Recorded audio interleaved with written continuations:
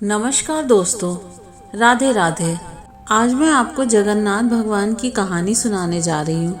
इस कहानी को अंत तक जरूर सुनिएगा। एक सेठ के पास एक व्यक्ति काम करता था। सेठ उस व्यक्ति पर बहुत विश्वास करता था। जो भी जरूरी काम हो वह सेठ हमेशा उसी व्यक्ति से कहता था। वो व्यक्ति भगवान का बहुत बड़ा भक्त था। वह सदा भगवान के चिंतन, भजन, कीर्तन, स्मरण, सत्संग आदि का लाभ लेता रहता था।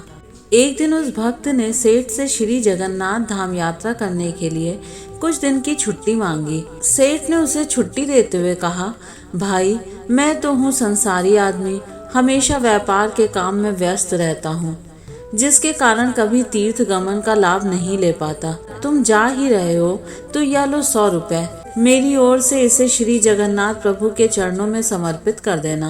भक्त सेठ से 100 रुपए लेकर श्री जगन्नाथ धाम यात्रा पर निकल गया। कई दिन की पैदल यात्रा करने के बाद वह श्री जगन्नाथपुरी पहुंचा। मंदिर की ओर प्रस्थान करते समय उसने रास्ते में देखा कि बहुत सारे संत, भक्तजन, वैष्णव जन हरि नाम संकीर्तन बड़ी मस्ती में कर रहे हैं। सभी की आंखों से अश्रुधारा बह रही है। जोर जोर से हरि बोल गूंज रहा है। संकीर्तन में बहुत आनंद आ रहा है। भक्त भी रुककर हरि नाम संकीर्तन का आनंद लेने लगा। फिर उसने देखा कि संकीर्तन करने वाले भक्तजन इतनी देर से संकीर्तन करने के कारण उनके होंठ सूखे हुए हैं। वह दिखने में कुछ भूखे ही प्रतीत हो रहे थे। उसने सोचा, क्यों न सेठ के 100 रुपए से इन भक्तों को भोजन करा दूं।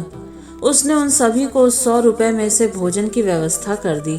सबको भोजन कराने के बाद भोजन व्यवस्था में उसे कुल 98 रुपए खर्च करने पड़े। उसके पास 2 रुपए बच गए। उसने सोचा, चलो अच्छा हुआ, 2 रुपए जगन्नाथ जी के चरणों में सेठ के नाम से चढ़ा दूंगा। जब सेठ पूछेगा तो मैं कहूँगा वह पैसे चढ़ा दिए। सेठ या नहीं कहेगा 100 रुपए चढ़ाए। सेठ पूछेगा पैसे चढ़ा दिए, मैं बोल दूंगा कि पैसे चढ़ा दिए। झूठ भी नहीं होगा और काम भी हो जाएगा। वह भक्त श्री जगन्नाथ जी के दर्शनों के लिए मंदिर में प्रवेश किया।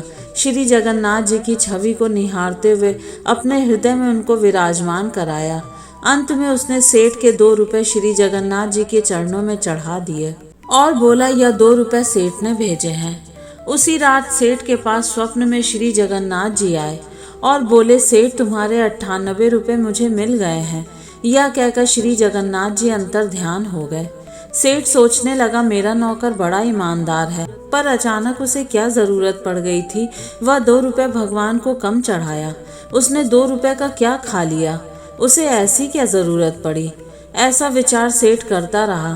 काफी दिन बीतने के बाद भक्त वापस गांव आया और सेठ के पास पहुंचा। सेठ ने कहा कि मेरे पैसे जगन्नाथ जी को चढ़ा दिए। भक्त बोला, हाँ, मैंने पैसे चढ़ा दिए। सेठ ने कहा, पर तुमने 98 रुपए क्यों चढ़ाए, 2 रुपए किस काम में प्रयोग किए। तब भक्त ने सारी बात बताई। उसने 98 रुपए से संतों को भोजन करा दिया था और ठाकुर जी को सिर्फ 2 रुपए चढ़ाए थे। सेठ बड़ा खुश हुआ। वह भक्त के चरणों में गिर पड़ा और बोला, आप धन्य हो, आपकी वजह से मुझे श्री जगन्नाथ जी के दर्शन बैठे बैठे हो गए। भगवान को आपके धन की कोई आवश्यकता नहीं है। भगवान को वह 98 रुपए स्वीकार हैं जो उनके भक्तों की सेवा में खर्च किए गए, और उस 2 रुपए की कोई महत्व नहीं है जो उनके चरणों में नगद चढ़ाए गए। तो प्यारे भक्तों, भगवान को भक्ति ही प्रिय है और वह भक्तों के पास होती है। अतः भगवान स्वयं भक्तों की भक्ति व सेवा करते हैं। वह कोई करे तो अत्यंत प्रसन्न होते हैं। अगर आपको ये कहानी अच्छी लगी हो तो वीडियो को लाइक और चैनल को सब्सक्राइब जरूर कर दीजिएगा और कमेंट में जय जगन्नाथ जरूर लिखिएगा।